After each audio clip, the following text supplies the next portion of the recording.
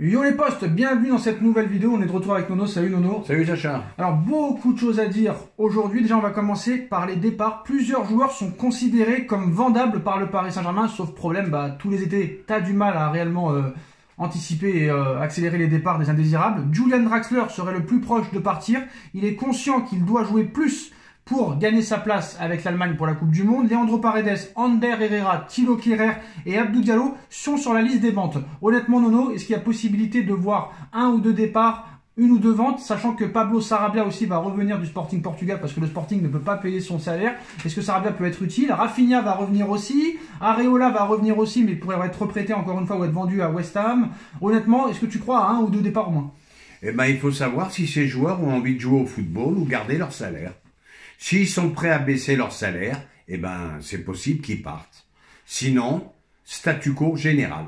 Statu quo général, Julian Draxler pourrait être le plus proche. Combien le PSG peut en tirer? Eh ben, Draxler, c'est dans ce lot d'indésirables, c'est malgré tout le numéro 1. Il peut être titulaire en équipe d'Allemagne. J'espère qu'il va préférer le football au pognon. Et j'espère pour lui qu'il trouve un club pour pouvoir faire la Coupe du Monde. Alors, en ce qui concerne Nuno Mendes, le Paris Saint-Germain va lever l'option d'achat de 40 millions d'euros de Nuno Mendes auprès du Sporting. C'est une information de l'équipe. Bonne nouvelle? Très très bonne nouvelle. Beaucoup de talent. Super futur grand. Très très bon joueur. Le PSG fait partie des principaux prétendants actuels pour recruter un joueur dont on avait parlé il y a quelques semaines, Nono, Darwin Nunez, attaquant du Benfica Lisbonne. Manchester United et Chelsea aussi sont intéressés. Benfica réclame 70 millions d'euros pour le vendre au début du mercato. Pas encore d'offres, ce sont juste des premières discussions. Tu as pu le voir contre Liverpool. Intéressant, mais je suis pas non plus en extase. Et pour moi, 70 millions d'euros, ça ne les vaut pas. Ils ont perdu la tête. Dès que c'est le PSG, 70 millions. Il est peut-être bon ce joueur, mais 70 millions, c'est délirant. C'est délirant. Là, c'est presque du calcul mental. On va pas dépenser encore 70 millions d'euros pour un joueur qui a mis 25 buts en 90 matchs avec le Benfica. Et qui n'est pas sûr d'être titulaire. Après, on verra. Il y a un match contre Liverpool. On verra encore ce qu'il montre. Mais bon, voilà. 70 millions, non. Rappelle-toi, Sacha, ce que je te disais. Plus ça va aller, plus ils vont aller vers les joueurs libres. Non mais c'est bon, on a pris la banane avec Icardi. En parlant de joueurs libres, on passe au premier qui va être parisien. Faut arrêter de se mentir, faut arrêter de dire genre c'est pas encore fait. Voilà, il sera parisien. Paul Pogba est la priorité absolue de Leonardo. Le joueur veut venir au Paris Saint-Germain. Tous les feux sont au vert. United a compris qu'il ne prolongerait pas. La Juventus n'est pas du tout intéressé. Et malgré un avenir incertain, Leonardo continue de travailler sur les postes prioritaires, dont le dossier Paul Pogba donc. Et plusieurs directeurs sportifs ont été contactés pour le Paris Saint-Germain. Donc voilà, malgré que Leonardo pourrait partir, il continue quand même à travailler. Ça se trouve qu'il va se faire rincer, ça c'est sûr et certain. Franchement, pour moi, c'est pas une bonne nouvelle. Je m'expliquerai, je me suis déjà expliqué, mais pour moi, Paul Pogba au PSG, même libre, pour moi, c'est pas une bonne nouvelle, sachant qu'il y a la Coupe du Monde qui arrive et qu'il va baisser le rythme pour être au top avec l'équipe de France. Il est en échec depuis qu'il est parti de la Juve, faut être honnête. En Ligue des Champions avec Manchester, c'est le néant. Avec l'équipe de France, c'est autre chose. Donc tout dépendra aussi peut-être de l'entraîneur qui aura au Paris Saint-Germain cet été avec Paul Pogba. Est-ce que Pogba, toi Nono, parisien, gratuit, est-ce que c'est une bonne nouvelle? Parce que pour moi, c'est pas une bonne nouvelle. On connaît le problème Pogba. Pogba phénoménal en équipe de France. Pogba laborieux en club. Maintenant, le seul qui peut le rendre performant en club, tu sais comment il s'appelle? On verra, on en reparlera peut-être dans une autre vidéo. Il y a plusieurs... je veux quand même te dire son nom. C'est Zinedine Zidane. On en reparlera plus tard. En tout cas, les discussions vont se poursuivre pour prolonger le contrat de Xavi Simons, considéré comme un élément d'avenir par le Paris Saint-Germain. Il est tellement considéré comme un élément d'avenir qu'il n'est même pas sur la feuille de match à chaque fois, malgré que tu aies 10 points d'avance et que tu mènes 6-1 à 10 minutes de la fin. Son entourage a moyennement apprécié qu'il soit, encore une fois, hors de la feuille de match le week-end dernier. Le Barça et d'autres clubs sont intéressés.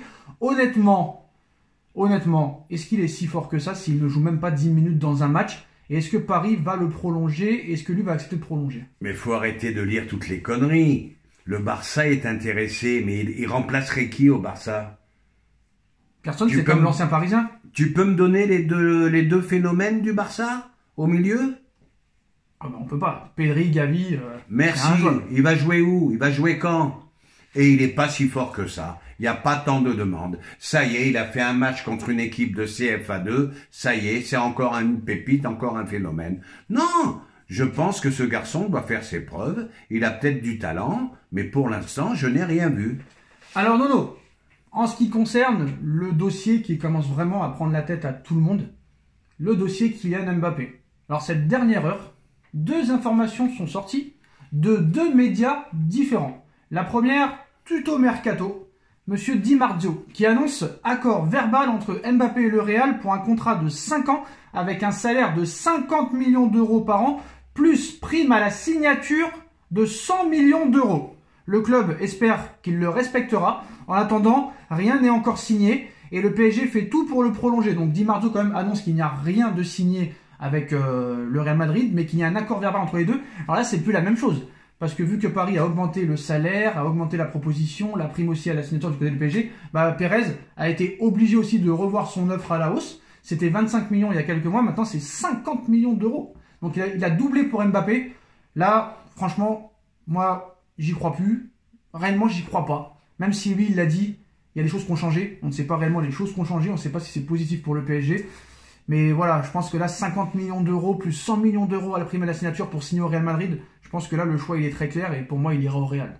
Bah là, je m'excuse auprès des abonnés. Alors attention, à raison garder. À raison garder. Honnêtement, qu'est-ce que tu en penses? Est-ce que tu penses qu'il va aller au Real ou qu'il va prolonger au PSG? Ou vraiment, t'arrives pas à vraiment te positionner?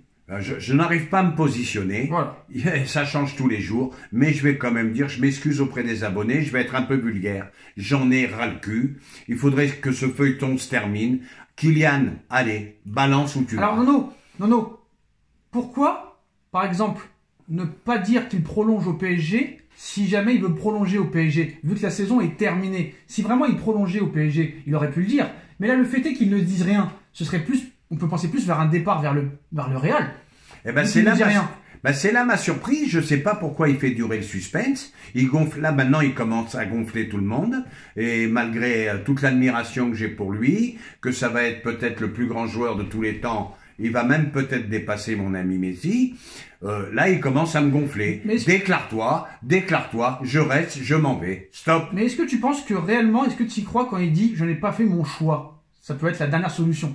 Pour moi, je le crois pas. Il nous prend pour des jambons. Son choix est fait. Pour qui, par contre, je n'en sais rien. Alors, en tout cas, Foot Mercato a réagi à l'information de Di Marzio qui dit pas d'accord total entre Kylian Mbappé et le Real Madrid dans l'état actuel des choses, selon Foot Mercato. Attention, Di Marzio, Nono, c'est celui qui avait dit que Neymar retournerait au Barça le 27 août 2019. Le lendemain, il restait à Paris. Donc, à prendre avec des pincettes. Mais moi, honnêtement, l'offre du Real change tout. Quand tu passes de 25 à 50 millions plus une prime à la signature de 100 millions, c'est presque la même chose que Paris lui propose. Et Paris est capable, la semaine prochaine, d'augmenter encore son offre. Donc on n'en finit plus, ça en devient ridicule. Et là, comme je te dis, le feuilleton, faut qu'il s'arrête. Kylian, déclare-toi. Voilà les postos, c'est la fin de cette vidéo. Dites-nous en commentaire ce que vous en pensez. On like, on partage, on commente, on s'abonne et on se retrouve très vite avec Nono pour de nouvelles vidéos. Tchuss. Tchuss.